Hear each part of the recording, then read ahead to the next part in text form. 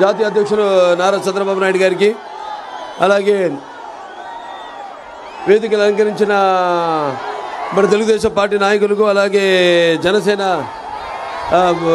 నాయకులకి, అలాగే వేదిక ముందున్న తెలుగుదేశం పార్టీ కార్యకర్తలకు, అభిమానులకు, అలాగే జనసేన కార్యకర్తలకు, అలాగే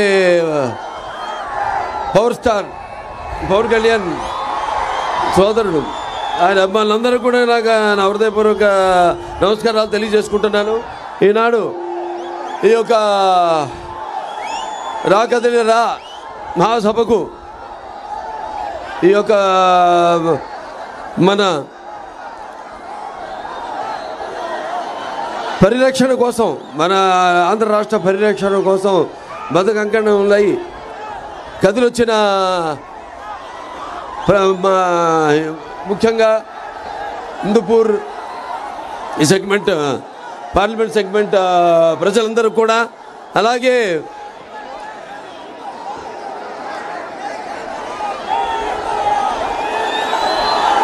అనుక్షణం తెలుగుదేశం పార్టీని ఆశీర్వదిస్తూ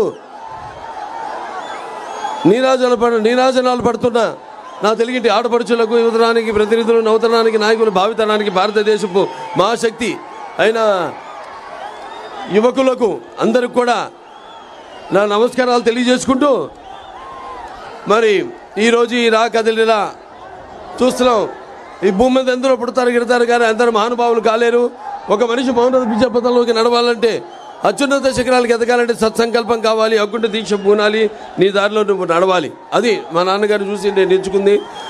అది ఆయన్ని చూసి మన ప్రీతమ నాయకులు తెలుగుదేశం పార్టీ జాతీయ అధ్యక్షుడు చంద్రబాబు నాయుడు కూడా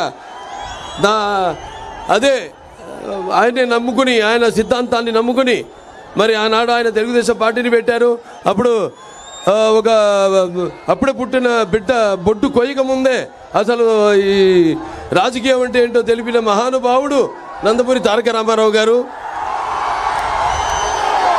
అంతవరకు చాలామందికి అసలు రాజకీయాల మీద పెద్ద ఆసక్తి లేదు, చాలామందికి అసలు తెలిసేది కాదు. అటువంటిది వాళ్ళందరినీ చైతన్యవంతుల్ని చేసి రాజకీయాల్లో కూడా రియల్ హీరో అనిపించుకున్నారు నందమూరి తారక రామారావు గారు. ఆ తర్వాత ఆయన ప్రవేశపెట్టిన పథకాల విషయాలకు వస్తే మరి ఎంతో సాహసోపేతమైనవి, అలాగే సామాన్యులకు, అలాగే ప్రజలకు ఎంతో సానుకూలమైనవి, అలాగే ఉపయోగకరమైనవి. రాజకీయాల్లో ఎన్టీఆర్ ముందు, ఎన్టీఆర్ తర్వాత అని చెప్పుకుని ఎన్నో పథకాలను ఆయన ప్రవేశపెట్టారు, అమలు చేశారు. అలాగే ఆయన తర్వాత ఎందరో వాటిని అనుకరించారు, వాటిని అమలు చేసేలా చేశారు. That is NTR. అలాగే అందుకే ఆయన పేదవాడి ఆకలి బాధ తెలిసిన అన్న ఆయనే. అలాగే జనం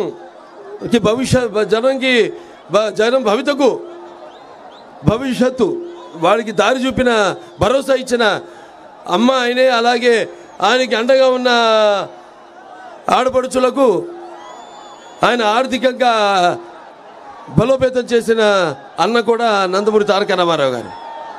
ఆ తర్వాత నందమూరి తారక రామారావు గారి యొక్క ముద్దుబిడ్డ తెలుగుదేశం పార్టీని మన నాయకులు చంద్రబాబు నాయుడు గారు ఎంతో క్రమశిక్షణతో, అదే క్రమశిక్షణతో ఆయనతో పొందిన స్ఫూర్తితో ఈ పార్టీని ముందుకు నడుపుతున్నారు. మరి తెలుగుదేశం పార్టీకి ఉన్నంత కార్యకర్తలు ఈ ప్రపంచంలో ఏ పార్టీకి లేదు. తెలుగుదేశానికి గుండెకాయ తెలుగుదేశం పార్టీ కార్యకర్తలు. మరి చూస్తున్నాం ఎన్నోసార్లు మంత సంక్షోభంలో ఉన్నప్పుడు రాష్ట్రం తెలుగుదేశం పార్టీ అధికారంలోకి ఎంతో క్రమశిక్షణతో, అదే క్రమశిక్షణతో ఆయనతో పొందిన స్ఫూర్తితో ఈ పార్టీని ముందుకు నడుపుతున్నారు. మరి తెలుగుదేశం పార్టీకి ఉన్నంత కార్యకర్తలు ఈ ప్రపంచంలో ఏ పార్టీకి లేదు. తెలుగుదేశానికి గుండెకాయ. ఈ పరిస్థితుల్లో ఇది ఒక మామూలు సంక్షోభం కాదు, ఇది ఒక రాక్షస పరిపాలన, ఒక సైకో పరిపాలన. మనం పురాణాల్లో వాటిలో చదివాం ఏదో రాక్షస పరిపాలనలో అని, కానీ వాటి చదివిన దానికంటే కూడా ఇక్కడ మనం ప్రత్యక్షంగా చూస్తున్న దాని ముందు అవి అసలు దిగుతుడుపు అనిపిస్తుంది. ఇవాళ ఉన్న ఈ యొక్క రాక్షస పరిపాలన ఇక్కడ. అందుకే నాకు ఒక పద్యం గుర్తు వస్తుంది. అంతేలే పేదల గుండెలు అసురుల నిండిన కొండలు, శ్మశానమున శశికాంతులలో చలిబారిన వెలి రాబండులు. అంతేలే పేదల కన్నులు వినమ్రములు వితల వ్రణములు, తుఫానుకు తడిసిన బెడిసిన గోమాత కన్నుల చెమ్మలు. అంతేలే పేదల బ్రతుకులు తిరిపమున పిడిగెడు మెతుకులు తెలివారని, దీర్ఘ ఆర్తిలో తల పగిలేటి తలపుల గతుకులు అని. ఇవాళ మనం గతుకులు చూస్తున్నాం ప్రతి ఒక్కళ్ళ జీవితాల్లో. ఎక్కడ అభివృద్ధి లేదు. మన రాష్ట్రం చూస్తున్నాం ఇవాళ. మరి ఆనాడు ఎన్టీ రామారావు గారు, చంద్రబాబు నాయుడు గారు తర్వాత మన ఉనికిని కాపాడారు, మన ఉనికిని చాటారు ప్రపంచానికి. అటువంటిది ఈనాడు చూస్తున్నాం ఎంత దుర్భర పరిస్థితుల్లో మన రాష్ట్రం ఉందో. ఈనాడు చూస్తున్నాం మనం.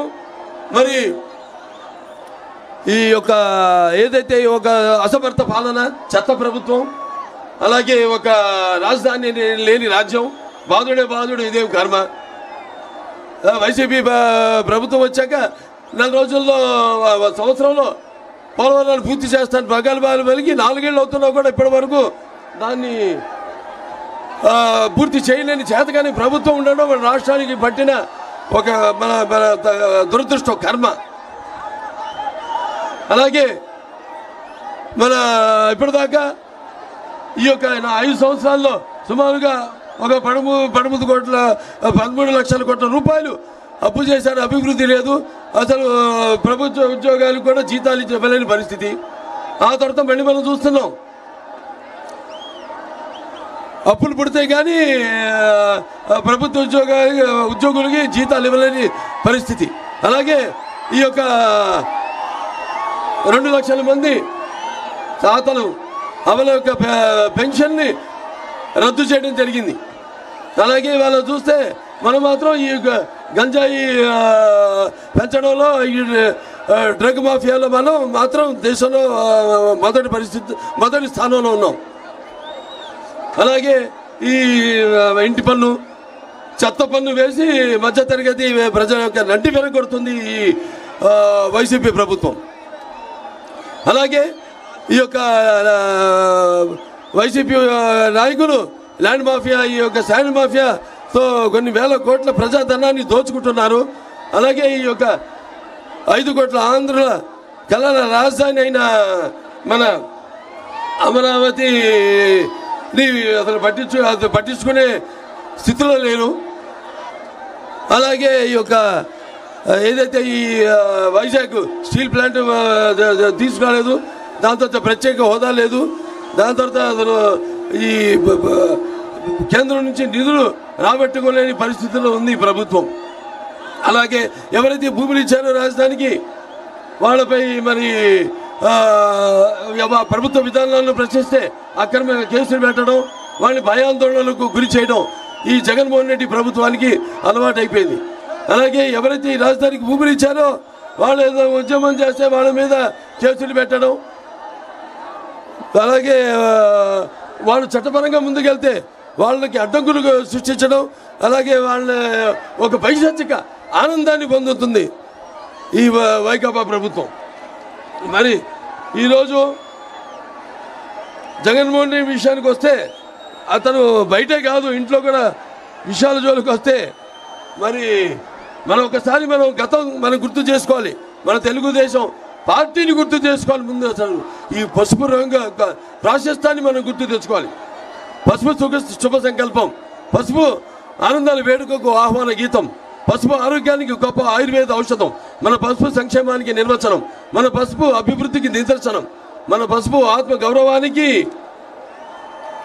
ఎగరేస్తే కేతనం, మన పసుపు ఆత్మాభిమానానికి నిలువెత్తు రూపం, మన పసుపు ఆత్మవిశ్వాసానికి నిజమైన సంతకం. మన ప్రభుత్వం రాయలసీమగా చేస్తే ఈ ప్రభుత్వం రాయలసీమను నెత్తుటి గాయలసీమ చేసింది. మన ప్రభుత్వం పగల సెగలను చల్లార్చి రాయలసీమను శాంతి నికేతంగా మారిస్తే ఈ ప్రభుత్వం కత్తులు మనల మీద నెత్తులను చిందించింది. మన ప్రభుత్వం కాలువల్లో కృష్ణమ్మను ప్రవహింపజేసి బీటలు వారిన రాయలసీమ బీడు భూములను సస్యశ్యామలం చేసింది. ఈ ప్రభుత్వం ముఠాకక్షలను పెంచి పోషిస్తూ కాలువలలో ఎత్తుటి వరదలు పారించింది. మన ప్రభుత్వం అభివృద్ధికి పెద్దపీట వేసి కియా లాంటి భారీ పరిశ్రమలను, ఐఐటి లాంటి జాతీయ విద్యా సంస్థలను నెలకొల్పితే ఈ ప్రభుత్వం వాటిని అభివృద్ధి చేయకపోగా వాటిని నిర్లక్ష్యంతో నిర్వీర్యం చేసింది. సిద్ధం అన్నాడు జగన్. దేనికి సిద్ధం? బాబాయిని చంపేసి తల్లిని చెల్లిని గెట్టేసి బాబాయిని చంపిన నిందితులను కాపాడుతూ చెల్లికి ద్రోహం చేశావు. వారికి సమాధానం చెప్పడానికి సిద్ధమా? ప్రతి ఏటా జాబ్ క్యాలెండర్ ఇస్తానని నమ్మి బలికి కొత్తవి రాకపోగా ఉన్న పరిశ్రమలను వెళ్ళగొట్టి గంజాయికి బానిసలు చేసిన యువతకు సమాధానం చెప్పడానికి సిద్ధమా? అధికారంలోకి వచ్చిన వారం రోజుల్లో సిపిఎస్ రద్దు చేస్తామని హామీ ఇచ్చిన ఉద్యోగులకు సమాధానం చెప్పడానికి సిద్ధమా? రాష్ట్రానికి రాజధాని లేకుండా 3 రాజధానుల పేరుతో అమరావతి రైతుల త్యాగాన్ని అవహేళన చేసి నువ్వు రైతులకు ప్రజలకు సమాధానం చెప్పడానికి సిద్ధమా? నా ఎస్సీ, నా బీసీ, నా మైనారిటీ అని చెప్పుకు తిరిగే నువ్వు దళితులను చంపి డోర్ డెలివరీ చేసిన వారిని కాపాడుతూ ఒక ఫ్యామిలీ రైలు కింద పడి ఆత్మహత్య చేసుకున్న కుటుంబానికి సమాధానం చెప్పడానికి సిద్ధమా? 10వ తరగతి చదివే అబ్బాయి తన అక్కని వేధిస్తున్నాడని అడిగితే పెట్రోల్ పోసి సజీవ దహనం చేసిన కుటుంబాలకు కన్నీళ్లు తుడవడానికి సిద్ధమా?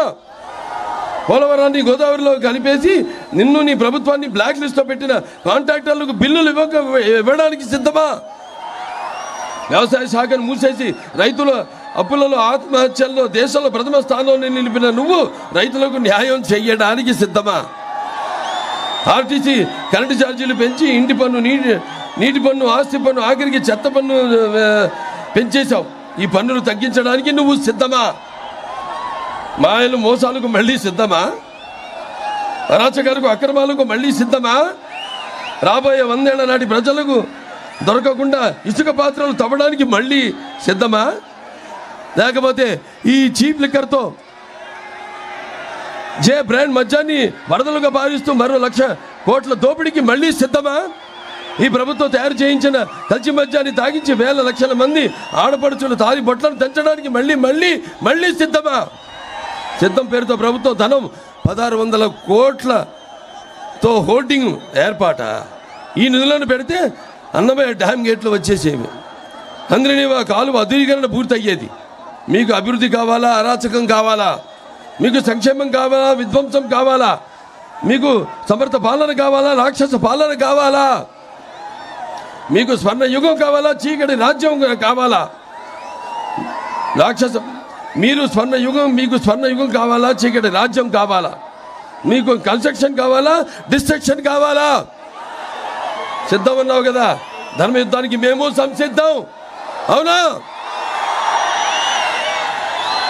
రాష్ట్ర అభివృద్ధిని నిలువెత్తి గోతిలో పూడ్చి 100 ఏళ్లు వెనక నడిపించిన నీ పాలనకు చరమ గీత పాడుతూ సమరసింహ శంఖారావానికి ఉరకలెత్తిన ఉత్సాహంతో ఓటు అనే వజ్రాయుధంతో నీ రాక్షస పాలనను అంతమొందించడానికి మేము సంసిద్ధం. అవునా? నిన్ను నీ వైసీపీని పాతాళంలోకి తొక్కేయడానికి ప్రజలు, తెలుగుదేశం, జనసేన తమ్ముళ్ళు సిద్ధం.